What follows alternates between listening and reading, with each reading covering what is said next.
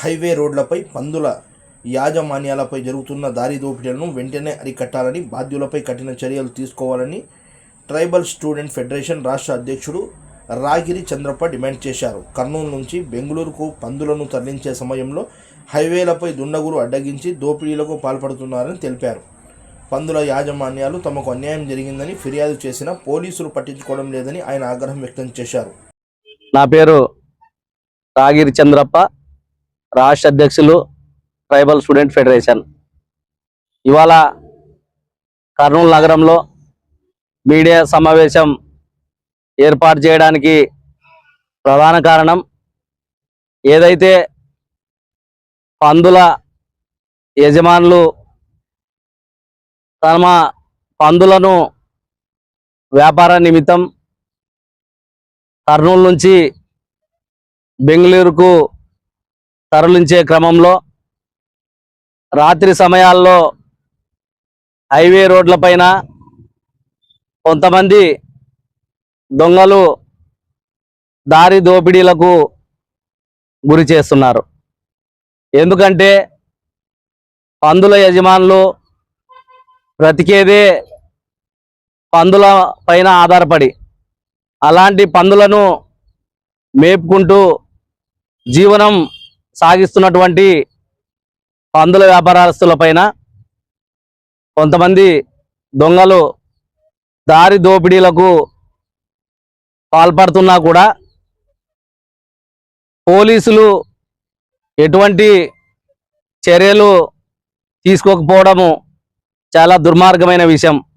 ఎందుకంటే మాకు అన్యాయం జరిగింది, మమ్మల్ని హైవే మీద తన్ని మా పందులను దోసుకెళ్తున్నారని చెప్పేసి సంబంధిత పోలీస్ స్టేషన్లలో ఫిర్యాదులు చేసినా కూడా ఆ పందుల యజమానులకు ఎటువంటి న్యాయం చేయడం లేదు మన పోలీసు వారు. మేము పోలీసు వారికి ఒకటే విజ్ఞప్తి చేస్తున్నాం, మా వాళ్ళు బ్రతికేదే పందుల జీవనం చేసుకుని బ్రతుకుతున్నారు. అలాంటి వారిపైన కొంతమంది దొంగలు దారి దోపిడీలకు గురి చేస్తున్నా కూడా వారిపైన ఎటువంటి కేసులు నమోదు చేయకపోవడము చాలా దారుణమైన విషయం. ఇప్పటికైనా ప్రభుత్వం స్పందించి ఏదైతే కర్నూలు నుంచి బెంగళూరుకు తరలించే క్రమంలో హైవే రోడ్లపైన దొంగలు మా పందుల యజమానుల ఆటోలను ఆపి వారిపైన దాడులకు పాల్పడి పందులను దొంగలిస్తున్నా పట్టించుకొని పోలీసులకు మేము ఒక్కటే చెప్తున్నాం, అయ్యా మేము బతికే దాని మీదే, మమ్మల్ని కాపాడండి, మా జీవనం కోల్పోతున్నాం. ఇప్పటికైనా మా వారిపైన దాడులు జరిగిన తర్వాత వారిని గుర్తించి తగు చర్యలు తీసుకోవాలని చెప్పేసి ట్రైబల్ స్టూడెంట్ ఫెడరేషన్గా మేము డిమాండ్ చేస్తున్నాం. ఇప్పటికైనా ఎక్కడైతే దొంగతనాలు జరిగాయో హైవేల పైన వాటన్నింటిని గుర్తించి వారిపైన క్రిమినల్ కేసులు నమోదు చేసి పందుల బాధితులకు న్యాయం చేయాలని చెప్పేసి కోరుతున్నాం. ఇప్పటి వరకు దాదాపు 4 పోలీస్ స్టేషన్లలో కంప్లైంట్ ఇవ్వడం జరిగింది. ఈ సంవత్సర కాలంలో ఏ పోలీస్ స్టేషన్లో కూడా వీరికి న్యాయం జరగలేదు. న్యాయం కోసం పోలీస్ స్టేషన్లకు వెళితే మీరే దొంగ న్యాయాలు అని చెప్పేసి చెప్పి పంపడం, అవి కేసులు నమోదు కాకుండా చూడడం, ఇవి చేస్తున్నారు. కాబట్టి పోలీసు వారికి మేము ఒకటే విజ్ఞప్తి చేస్తున్నాం, మావి దొంగతనం జరిగిందని చెప్పిన తర్వాత అక్కడే ఉండి హైవేల మీద వచ్చి వారికి న్యాయం చేయాల్సినది కూడా పోలీసులే, కాబట్టి వారికి న్యాయం చేయాలని చెప్పేసి కూడా పోలీసు వారిని మేము విజ్ఞప్తి చేస్తున్నాం. హైదరాబాద్ నుంచి బెంగళూరు లోడ్ ఎత్తుకొని పోతున్నాం సార్. పోతుంటే ఇక్కడ డోన్ మిట్ట మీద 1 గంటలకు సార్ వచ్చి బండికి రప్పున వచ్చేసి బండి గుద్దిరు సార్. బండి గుద్దగానే నేను ఏందనుకున్నా, వీళ్ళు ఏంద్రా ఇట్లా వస్తున్నారని బండి స్లో అయిపోయింది సార్. నాది స్లో అయిపోతే డివైడర్ పక్కన ఆ బండి ఉంది, మన ఈ పక్కన నా బండి సార్. మొత్తం ఒత్తుకొని వచ్చి మొత్తం కింద పడితే సైడ్కి వచ్చేసి సార్ నన్ను రోడ్డు దింపేసిరు.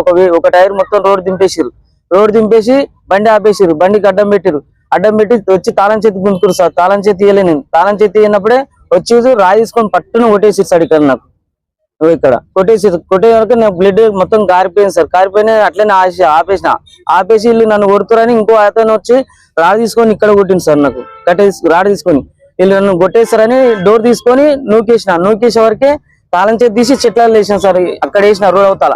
వీడు నా కొడుకు డ్రైవర్ గారు హుషారు ఉండరని వాళ్ళు నాకు 5 మంది నన్ను కలిసి ఇక పిచ్చి గానం కొట్టిరు సార్. నన్ను ఇక ఎక్కడ పడితే అక్కడ మామూలు కొట్టేలేదు సార్. ఇక నేను ఎక్కడ దెబ్బలకు తట్టుకోలేక రోడ్ మీదకి వెళ్ళి పక్కన వెహికల్స్ పోతుంటే ఆ రోడ్ మీదకి వెళ్ళి అందరికి అన్న ఆపురన్న నన్ను కొట్టి చంపేస్తున్నారు అంటే ఇద్దరు ఒక వాల్వో బస్ ఆగింది సార్. అక్కడ ట్రావెల్స్ బస్ ఆగిరు. ఆ బస్సుని అరే నా కొడుకల్లా ఆపకూరని రాళ్ళు తీసుకొని ఆ బస్సుని సైడ్ మిల్లర్ వలదింగిరు సార్ వాళ్ళు దొంగలు. నన్ను కొట్టంగా ఆపకూరని వెళ్ళిపోండి అని వేరే వెహికల్స్ కారోళ్ళు గిట్లా 2-3 ఆపిరు. వాళ్ళని గిట్లా కొట్టి తరిమిచ్చిరు. ఇక వాళ్ళు ఇక మా మామని కొట్టి కిందేసిరు. ఇక కొట్టి కింద మేము వెళ్ళి అంత దూరాన పోయి నాకు బ్లడ్ కడుతుంటే నా చేతన కాకుంటే నేను డివైడర్ మీద పడిపోతే నేను మా ఫోన్లన్నీ గుంజుకోరు.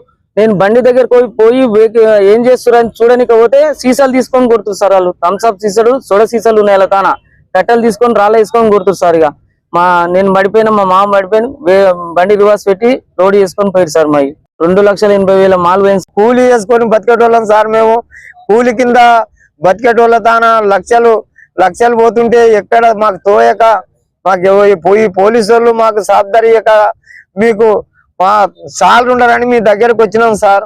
మాకేమైనా పోలీసు వాళ్ళు మాకేమైనా సహకారం చేస్తే ఆ పోలీసు వాళ్ళకి నమస్కారాలు సార్. మేము చాలా బీద సార్. మా కుటుంబాలే 10 కుటుంబాలు మేము బీదోళ్ళం సార్. మేము బతికేదే జీవితం. మేము ఏమీ పని లేదు సార్. మాకు పొలాలు లేవు, ఏమీ బిజినెస్ లేవు. మేము బతికేది పందుల మీద సార్. మేము కష్టపడి అక్కడ లోడ్ చేసుకొని వచ్చి వాళ్ళ డబ్బులు వాళ్ళకి ఇచ్చేలా సార్. మా కష్టాలు ఇది, మా జీవితమే ఇది, మా బతుకుదేరువే ఇది, ఏమీ లేదు మాకు సార్.